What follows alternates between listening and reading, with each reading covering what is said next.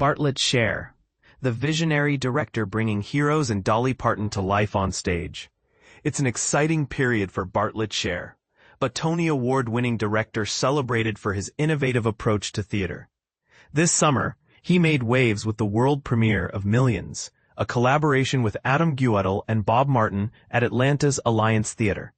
Not one to rest on his laurels, he simultaneously turned his creative focus to the world of country music with Dolly, a true original musical at the Fisher Center for the Performing Arts in Tennessee, showcasing the legendary Dolly Parton's life and career. And just recently, on September 21st, Sher unveiled a groundbreaking opera adaptation of Michael Chabon's Pulitzer Prize-winning novel, The Amazing Adventures of Kavalier at the Metropolitan Opera. This work, adapted from a beloved and critically acclaimed novel, takes a bold step in appealing to a broader audience, reflecting the Met's proactive initiative to attract new patrons. The production has proved to be a commercial success, with tickets selling briskly and reaching some of the highest prices seen in seasons. For those familiar with Chabon's novel, be prepared for a refreshing departure from the norm of operatic performances. This narrative unfolds against the harrowing backdrop of World War II and follows two Jewish cousins who venture into the burgeoning comic book industry. They create an anti-fascist superhero, the Escapist, partly inspired by one cousin's escape from Nazi-occupied Prague. This narrative direction necessitates the incorporation of dynamic action sequences, an element not typically associated with traditional opera. To delve deeper into how this ambitious opera is navigating its unique challenges, and to catch up on the ongoing development of the Dolly biomusical, we spoke with Sher just as Kavalier was set to debut at the Met. Here's a condensed account of our engaging conversation. How does creating new operas differ from developing new musicals? Bartlett Sher. In our case, much of our groundwork began last November at Indiana University, which offers a comprehensive performance space. This really allowed us to outline the structure and refine our vision. We engaged in numerous discussions with Gene Shear, the librettist, and Mason Bates, the composer, working through various aspects of the production. However, the fluidity present in musicals is less applicable in opera.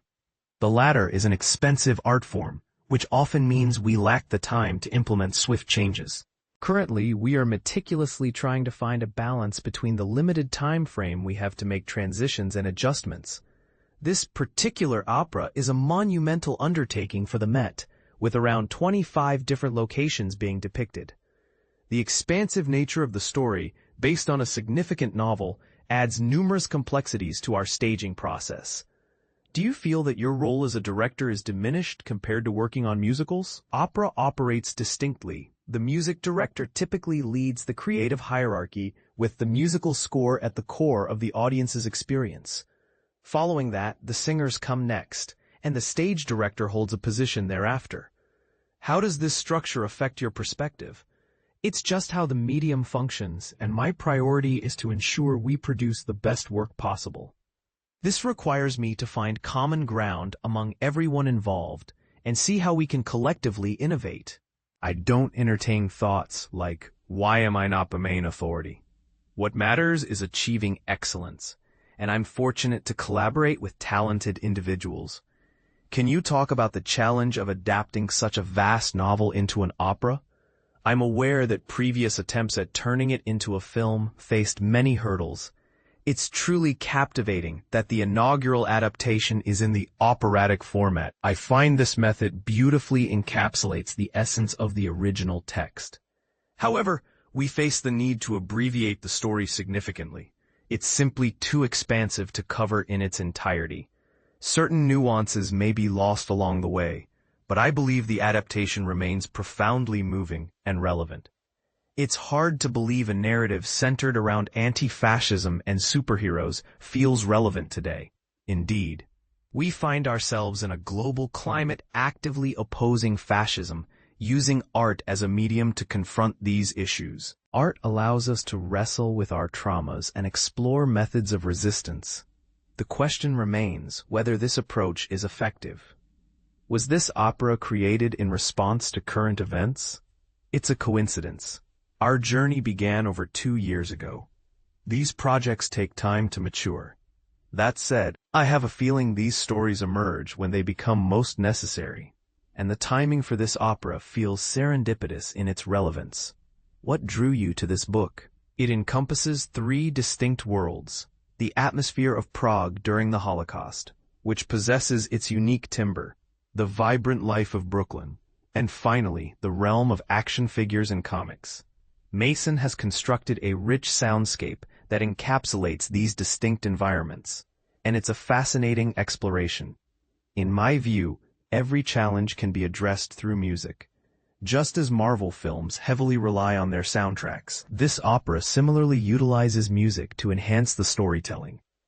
How do you convey action on a static stage with opera singers who may not be known for their physical agility?